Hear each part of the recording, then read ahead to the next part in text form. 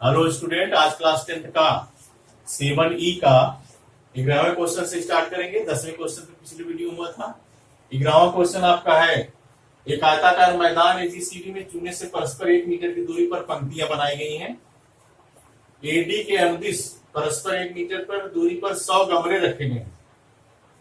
जैसा कि आकृति में दर्शाया गया, निहारिका दूसरी पंक्ति में एडी के अनुदिश 1/4 भाग के बराबर दूरी दौड़ती है। प्रीत 8वीं पंक्ति में एडी के अनुदिश 1/5 भाग की दूरी दौड़ती है और लाल झंडा गाड़ देती है। अब कहता है निहारिका और प्रीत दोनों के बीच की दूरी ज्ञात करिए। क्वेश्चन आगे और था, हमने लिखा नहीं क्योंकि सॉल्व करने में हो सकता है कम पड़े। इनके बीच की दूरी ज्ञात करना है। दूसरी चीज है कि इन दोनों के मध्य बिंदुओं को भी ज्ञात करना है। दोनों ज्ञात करेंगे, दोनों के बीच की दूरी और दोनों के बीच की मध्य बिंदु की दूरी। देखते हैं कैसे होगा।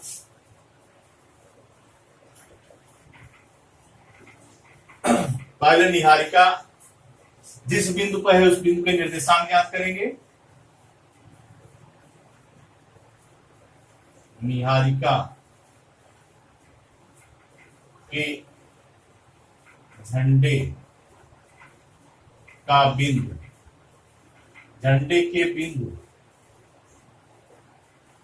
के निर्देशांक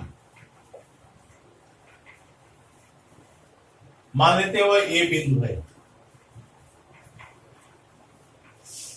यहां x अक्ष क्या है 2 और y पे कहता है कि एडी के अनुदिश यह 100 है, उसका 1/4 भाग अर्थात 2,100/4, जिसको हम लिख सकते हैं, ये कट जाएगा, यह आ जाएगा अर्थात 2,25।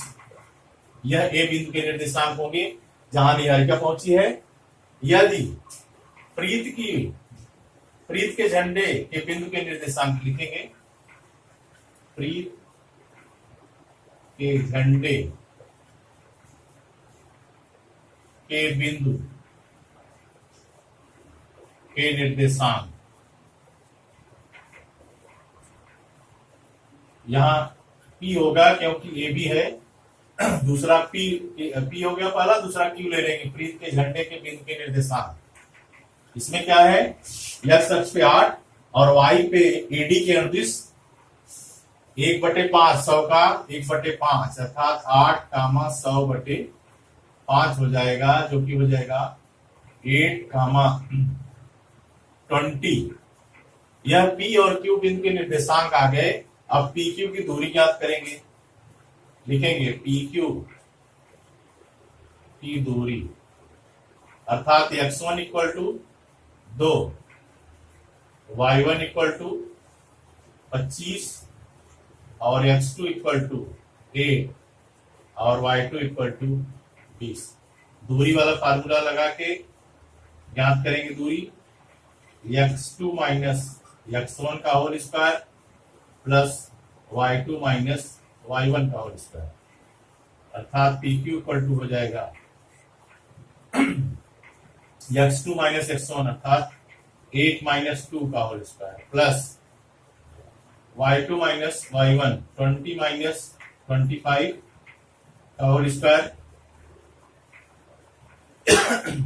PQ की वैल्यू आपकी आ जाएगी 6 का स्क्वायर प्लस -5 का स्क्वायर। PQ = 36 प्लस 25 अर्थात PQ = करणी में 61 मात्रक कह सकते हैं। यह आ गई दोनों झंडों के बीच की दूरी। अब उनके मध्य बिंदु निकालेंगे। मई मध्य बिंदु वाला formula x1 y1 x2 y2 मान लीजिए मध्य बिंदु लिखेंगे। माना PQ का मध्य बिंदु O है, O या S है, तथा यस का निर्देशांक यस बिंदु का निर्देशांक x कामा y मान लेते हैं। तो x यह x1 y1 हो जाएगा, यह x2 y2, x equal to हो जाएगा आपका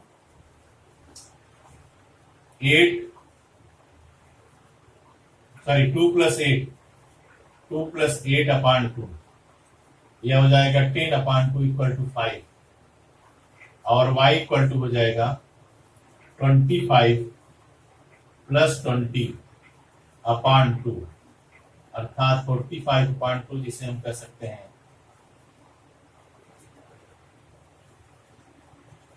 22.5। यह एक्स वाई की वैल्यू हो गई, अर्थात जो मध्य बिंदु है उसके निर्देशांक। तो मध्य बिंदु का झंडा कहां होगा? रश्मि जो गाड़ती है जो क्वेश्चन में है, अर्थात x पे 5 और y पे 22.5 मीटर की दूरी पर, x से 5 के सामने और y पे 22.5 मीटर की दूरी होगा। तो ये आपके दोनों आंसर हो गए। PQ की लंबाई अर्थात दोनों झंडों के बीच की लंबाई जो होगी वह कर्णिक 61 मात्रक होगा, और जो मध्य बिंदु में होगा वह x अक्ष पे 5वां और y अक्ष यानी एडी के अंतरिक्ष जो है वह 22.5 मीटर पे होगा। यह आपका आंसर हो गया। बढ़ाओ क्वेश्चन है 3,7 और 3,3 से होकर जाने वाले वृत्त का केंद्र ज्ञात कीजिए। यह तीनों वृत्त की परिधि पर स्थित बिंदु दिए गए हैं, इनसे बनने वाले वृत्त का केंद्र ज्ञात करना है। इसको फिगर से थोड़ा समझेंगे। मान लीजिए यह कोई एक वृत्त है,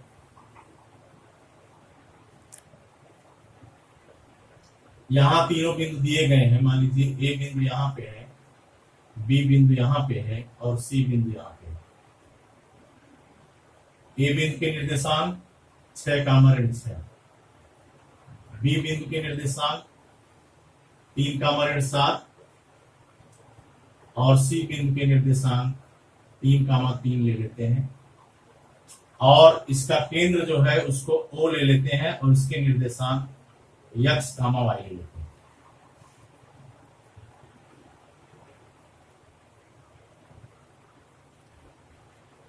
पहले इन तीनों बिंदुओं को मिला देंगे।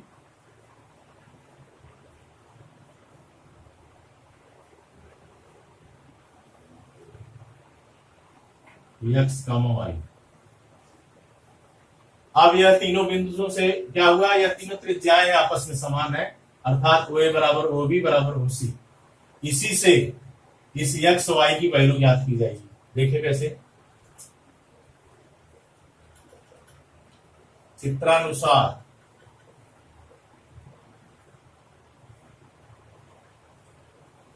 वृत्त की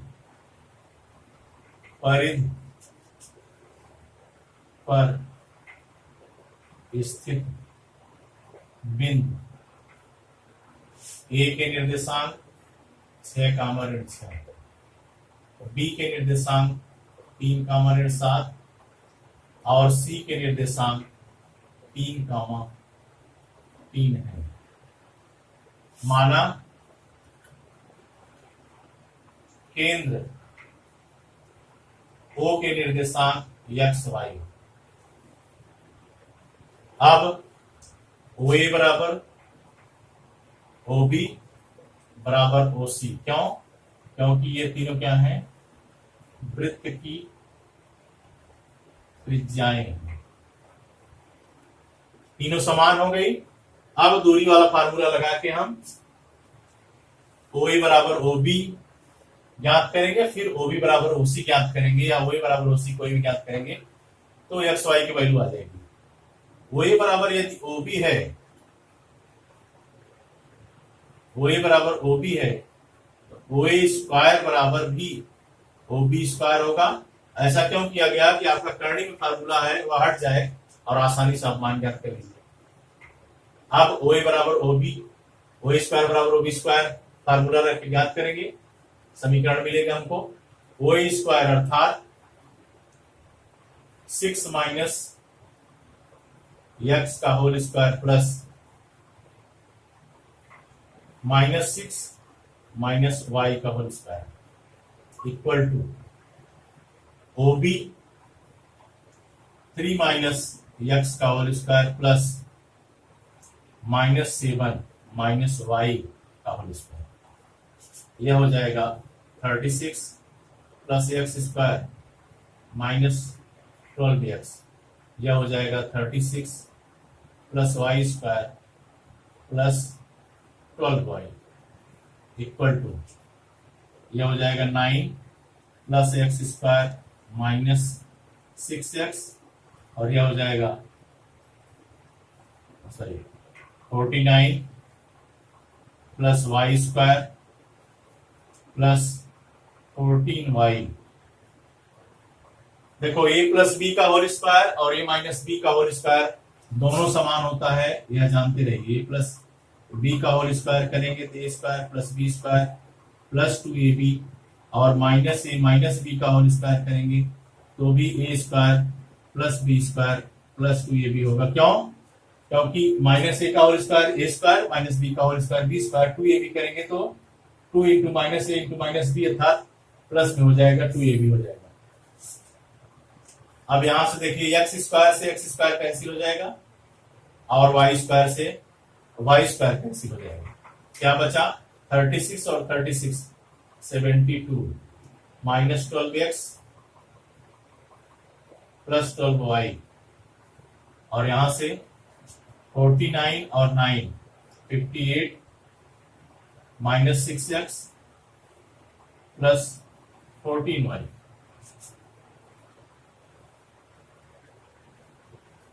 माइनस 6x इधर लाएंगे, इधर तो प्लस में हो जाएगा तो 12x में प्लस 6x निकला तो माइनस 6x। 12y है 14y इधर आएगा तो माइनस 2y बचा। 72 को उधर ले जाएंगे, क्या माइनस में हो जाएगा और 72 माइनस 58 करेंगे तो 14 आ जाएगा माइनस 14।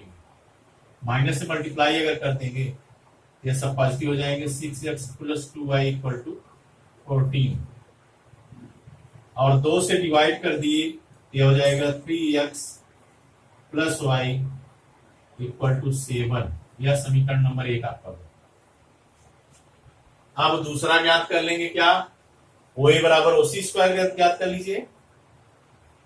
OA बराबर OC तो OA स्क्वायर बराबर OC स्क्वायर अर्थात OA क्या हो जाएगा? यही जो लेफ्ट हैंड साइड है अर्थात 6 माइनस एक्स का whole square plus minus 6 minus Y का whole square equal to OC क्या हो जाएगा आपका? 3 माइनस एक्स का whole square plus 3 minus Y का होल स्क्वायर। इसका भी विस्तार करेंगे। OA बराबर OC ये हो जाएगा 36 धन X square minus 12x plus 36 plus Y square plus 12y equal to 9 plus X square minus 6x plus 9 plus Y square minus 6y।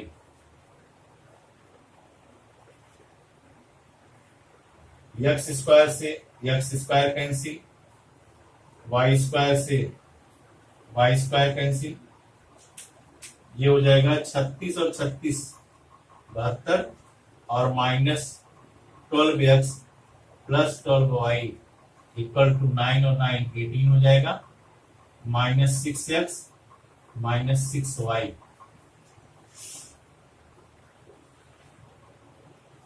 यहां से आपका माइनस 6 किधर ले आएंगे तो प्लस हो जाएगा तो यहां बचेगा माइनस 6x और 6y को इधर ले आएंगे तो पॉजिटिव हो जाएगा अर्थात 18y बराबर 72 को उधर ले जाएंगे तो 18 निकल जाएगा तो माइनस 54 बचा।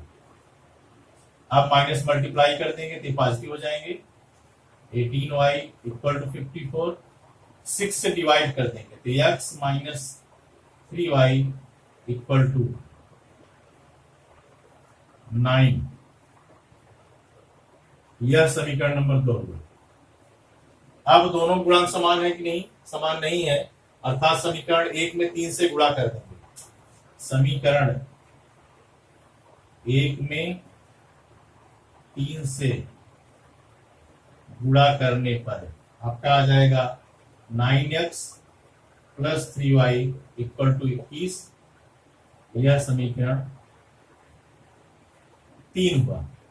अब समीकरण 2 और 3 के y के गुणांक समान है तो जोड़ देंगे। समीकरण 2 और 3 को जोड़ने पर y कैंसिल हो जाएगी। 9x प्लस x अर्थात 10x इक्वल टू 21 और 9 30 अर्थात x इक्वल टू 3। अब x का मान किसी भी समीकरण 1, 2, 3 में रख देंगे तो y का मान आ जाएगा। समीकरण 1 में रख देंगे। समीकरण 1 में x का मान रखने पर अर्थात 3x plus y equal to 7, यह हो गया 9 प्लस y इक्वल टू 7, तो y इक्वल टू 9 को उधर ले जाएंगे, ये -2 आ जाएगा। यह आपका आंसर हुआ।